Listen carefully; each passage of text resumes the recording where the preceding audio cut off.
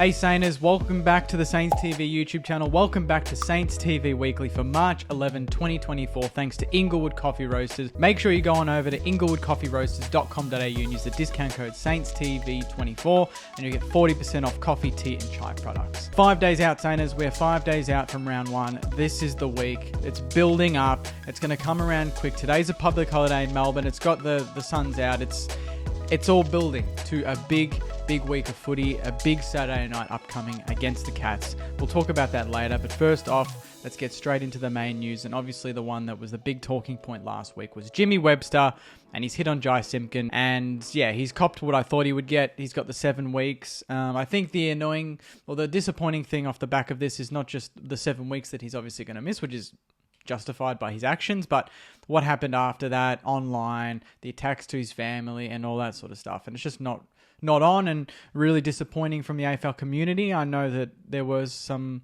screenshots circulated, but that's no excuse for, I guess, what people were saying about his kids and his wife and his friends and family and all that. So just horrible turn of events, but hopefully Jimmy can go away now, just train the house down for 7-8 weeks and then, you know, hit the ground running in round 8 or 9. I know in round 8 we do play North Melbourne, and you just knew the AFL was going to go 7 weeks and make it a whole big thing.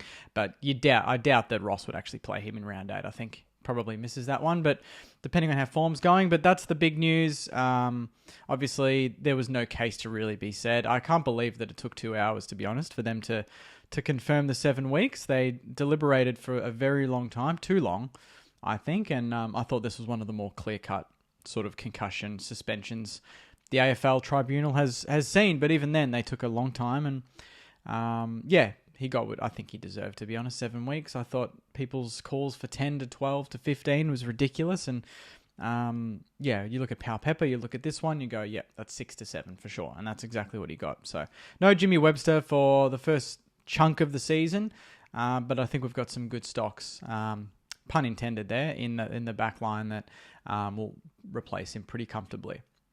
Quick injury update. Obviously now it's a big talking point. No, it's always a big talking point, but more so now. Dougal Howard, bad news. He's going to miss more than a month of football after suffering a left hamstring injury against North Melbourne. So he did that in the final quarter, which is really, really annoying, right at, towards the end of the game. And we're coming up against Tom Hawkins and Jeremy Cameron on Saturday night, and despite what some people think about Dukes, I think that he's a very valuable player, and I think we're going to miss him in certain games, and it could well be on Saturday night. So you think Cordy, Battles, he's available, so that's the good thing. We've got the list here. Zach Jones is available. Mateus Phillippo's a test, but I'd back him in. Jack Sinclair, Marcus Winhager, I think are touch and go. They could do it, depending on how things go at training, but it'd be great to have at least one of them playing. That'd be very handy for the midfield. We need that. Dan Butler, 2 to 3 weeks. Hunter Clark, 3 to 5. Paddy Dow, 3 to 5. Jack Hayes, 4 to 5. James Van Ayres, 4 to 5. Ben Patton still 12 to 16. He's not playing this year, so probably don't need to mention him moving forward. But yeah, it doesn't look, I think, considering the amount of tests, and there's 2 availables, a test, that's to me available, and then 1 to 2 weeks for 2 very important players, and Dan Butler's not too far away. That injury list will be halved in 3 weeks, touch wood. So if everything goes well and we can pinch a few really important wins, we're going to look very good come round 4, round 5. We're going to be getting a lot of these players back and looking really, really strong. And that brings us to the mini match preview of round 1, 2024. We won't go into too much because I've got my actual match preview that I'll record later in the week. We're flying through this video, by the way. It's very nice. But yeah, 5 days away, and we've got the Cats. They've got Cam Guthrie, who's the major, obviously, missing link there. He's injured. But predominantly, I'd imagine they're going to be pretty full strength. Obviously, the big targets are Tom Hawkins and Jeremy Cameron. And last time we played them, when we took them to the cleaners at Marvel, one of the best nights of footy that I've experienced ever. We kept them very quiet. I think Jeremy Cameron was goalless. I think Tom Hawkins kicked 1 or 2, but was pretty quiet otherwise. And we were just on top of the ground. We looked quicker than them. We looked more physical than them. We had more options going forward. And yeah, their midfield's not as stacked as what it once was. Danger's danger, but outside of that, they don't really have that many absolute guns that we need to worry about too much. It's really just a matter of, I think, negating the supply that gets to Tom Hawkins, gets to Jeremy Cameron. And if we can do that, then I think we're very good odds to win this game. We are underdogs, as we always are. And that's just no surprise. It is out of the category, and we haven't won there for 25 years. So I couldn't imagine a bigger scalp to kick a season off to really get things going than away to the Cats at the Cattery. I think that would be a real tone setter for the entire season. And then you go into Collingwood, and depending on how Collingwood go, they were pretty average against the Giants. They've got Sydney this week, and Sydney are going to play like the Giants. They're going to attack them. Collingwood could well be 0-2 by the time we play them. So that's enormous. So I think it's really important that we get the win here. And I think, these are the sort of historical sort of occasions that the good teams, the up-and-coming good teams start to tick off.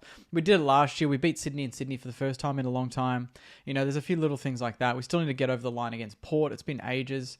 But Geelong at the Cattery, they're beatable.